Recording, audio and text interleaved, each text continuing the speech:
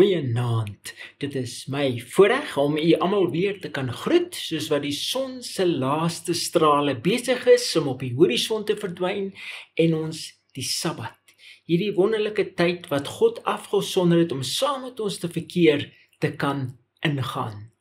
Mag God ons dan nou ook in sy groot genade omvou en kragtig in sy teenwoordigheid bring. Ek wil graag met u Psalm 136 deel in ons kort oordenking.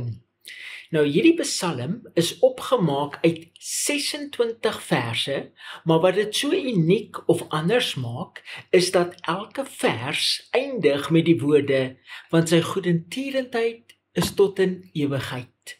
26 keer weergalm hierdie kort en kragtige woorde, want sy goedertierenheid is tot in ewigheid.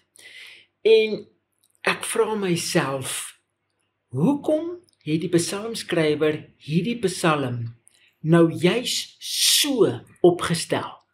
Vers 1 begin met hierdie kragtige oproep as hy sê, loof die Here, want hy is goed, want sy goedertierenheid is tot in ewigheid. En in vers 26, die laaste vers, sê hy, loof die God van die hemel, want sy goedertierenheid is tot in ewigheid. En in al die verse tussenin, loof hy God as die skepper wat hemel en aarde gemaak het. Israel uit Egipte verlos het, hulle deur die woestyn gelei het en sterk konings aan hulle onderwerp het. Die een wat ons van ons teenstanders losruk en ons daaglikse voedsel aan ons gee. En na elke lofdaad roep hy uit, want sy goedertierenheid is tot in ewigheid. Hoekom het hy dit so neergepen? Wat was sy bedoeling?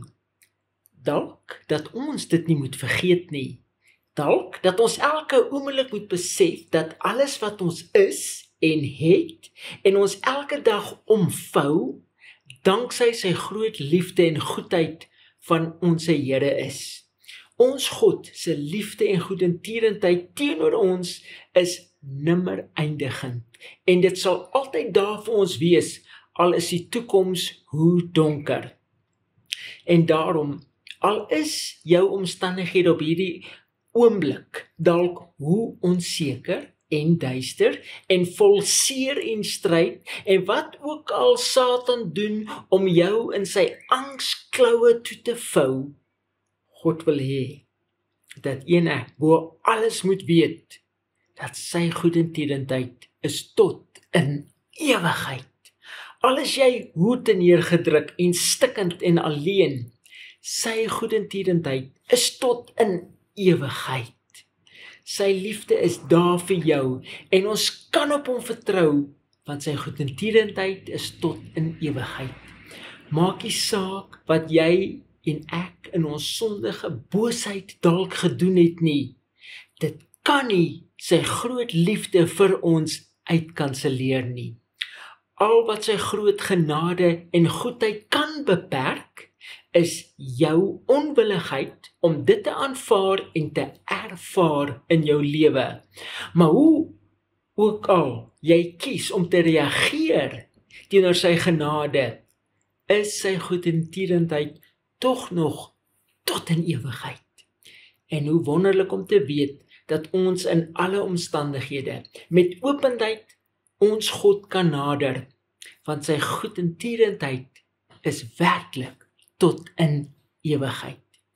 En met so 'n kragtige boodskap, hoe kan ons nie anders as om met hoop hierdie Sabbat te betree nie? Kom ons maak die oë toe. Ons wonderlike Jesus. Ja, dis Sabbat.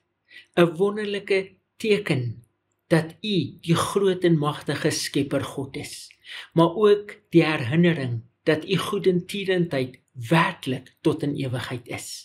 U het ons kragtig hierdie week gelei en ons nou by hierdie Sabbat gebring en mag ons werklik U goedertierenheid weer eens in ons eie lewens ervaar en besef U is werklik 'n goeie God. U het ons werklik lief en dis U voorreg om saam met ons te wees, nog meer as wat dit amper ons voorreg is. Dankie Here Jesus dat U vir ons die Sabbat gegee het, geskep het, afgesonder het, dat ons U as ons God, ons Skepper kan herdenk. U wat so goedertierenheid werklik tot in ewigheid is. Mag U ons nou seën, mag U ons toevou in die genade, en mag U goedertierenheid ons harte oorspoel. Bid ons in ons Verlosser Jesus se kragtige naam. Amen. Dis hy. Ons hoop U het 'n wonderlike Sabbat in ons God se teenwoordigheid, en mag sy goedheid U werklik oorvou. Ons bid dit in ons Jesus se naam, vasstaande genade en seëninge vir U.